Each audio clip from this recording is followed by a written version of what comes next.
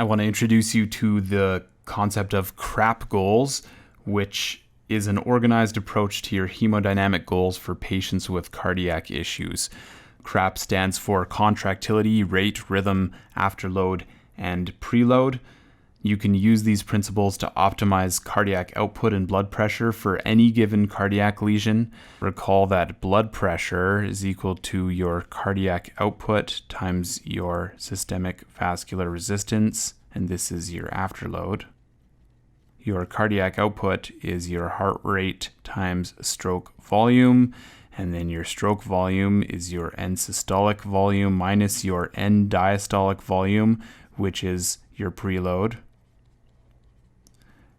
And your preload is influenced by your heart rate, and your end systolic volume is determined by your contractility and your afterload.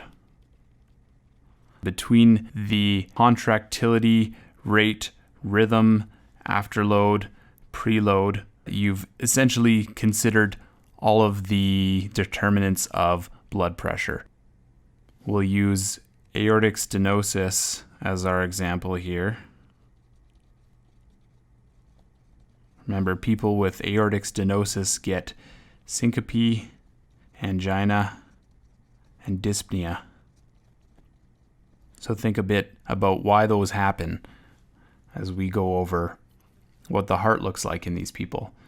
This is essentially a parasternal long axis view, and the heart's just reoriented so that the apex is down here and then the base is up top. You have just this little slice of RV here, which doesn't really matter, and then your left atrium, left ventricle, and your outflow tract here.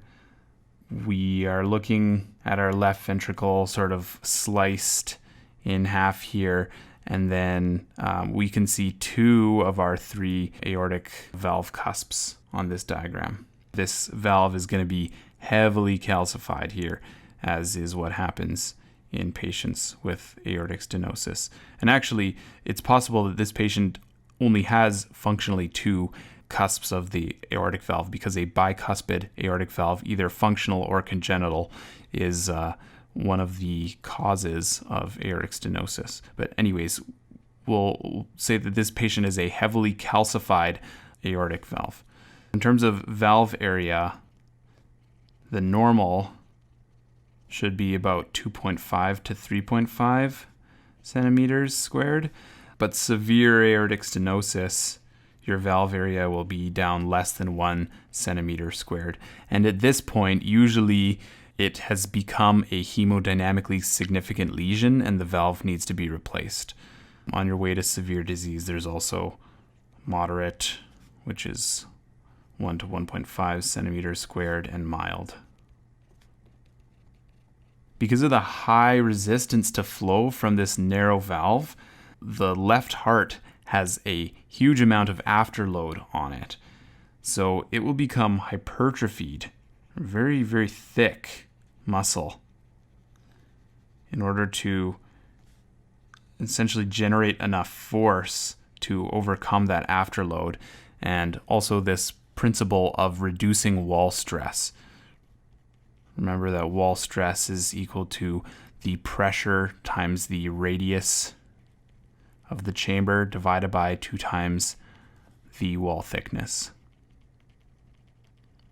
So to compensate and reduce the amount of wall stress, we get this concentric hypertrophy, which somewhat decreases the radius and significantly increases our wall thickness, so we have less stress. Unfortunately, the consequence of having this hypertrophied myocardium is now you have this very stiff and thick ventricle. And this will need to be perfused, but now you have a very thick layer of myocardium to go through before you perfuse these subendocardial layers. This is very hard to get blood flow through all the way to the subendocardium. And that's why these people will end up with angina, because they have a little bit of myocardial ischemia in the subendocardium when they start to exert themselves, because they have a very hard time actually perfusing all the way through this thick myocardium and down to this layer of heart muscle that also has a lot of pressure on it from this poorly relaxing ventricle. So all this said, what are our goals here? Should be pretty logical to maintain our contractility. If we took away the ability for this thickened muscle to adequately contract, we lose the ability to force blood through this very small passage. So we need to maintain our contractility. Rate is interesting because we want to avoid both extremes of brady and tachycardia. We want to avoid tachycardia because we need to ensure that the left ventricle has adequate time for filling. And we also want to spend more time in diastole. Remember that the left ventricle is not perfused during systole. So in order to actually perfuse the subendocardium, we need to spend more time in diastole to give this the best chance of getting blood down to that tissue. And we need to avoid bradycardia as well, because at some point when this valve is extremely tight, you essentially will have a fixed stroke volume and you won't have enough cardiac output if you drop your heart rate low with this relatively low amount of blood that's ejected with each contraction. Rhythm, you need to maintain sinus, which is actually usually the goal for any cardiac lesion, but in particular for aortic stenosis, this is important because you need adequate filling and the atrial kick. Since you have this stiff ventricle and probably some diastolic dysfunction, you really rely on this atrial kick to make sure that you have enough left ventricular preload.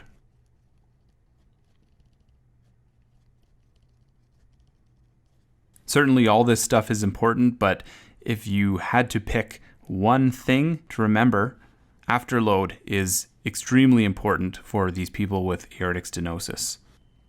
You need to maintain afterload. This is to maintain your coronary perfusion pressure, which is vital since you have this heavily hypertrophied left ventricle.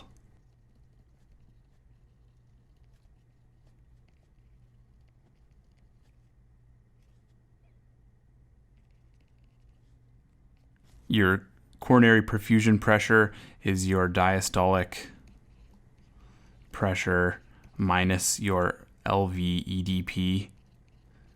And these people will have a elevated LV-EDP because of their poor ventricular relaxation. And if you don't maintain their diastolic pressure in the aortic root here, then you won't have enough pressure to adequately perfuse this thick myocardium, especially in light of the fact that they have elevated left ventricular and diastolic pressure as well, or diastolic dysfunction. What is extremely important here is to avoid a precipitous drop in your afterload. Technically, a spinal is not absolutely contraindicated in someone with severe aortic stenosis, but it would be incredibly dangerous in absence of prophylactically using medications to prevent your drop in the systemic vascular resistance. So running something like a phenylephrine infusion, which will maintain your systemic vascular resistance, may mitigate your risk in someone with aortic stenosis.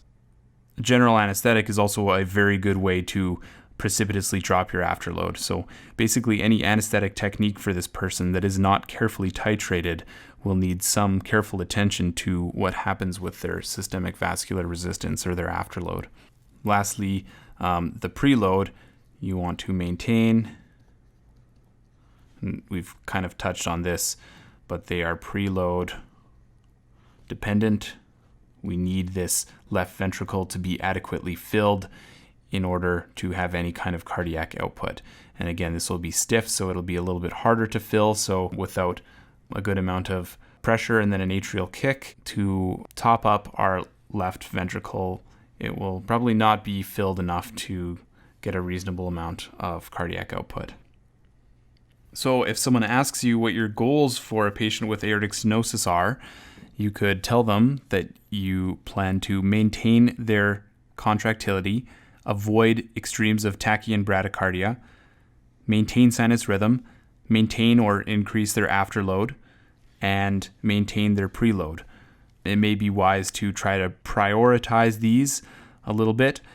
So we've identified that afterload is extremely important, so you could list that one first, but make sure that you touch on all of these components of the hemodynamic goals for the patient. Then the next step is to think about whatever anesthetic technique or drugs you can give to best adhere to these goals. I'll at least give you this one that we talked about, which is phenylephrine,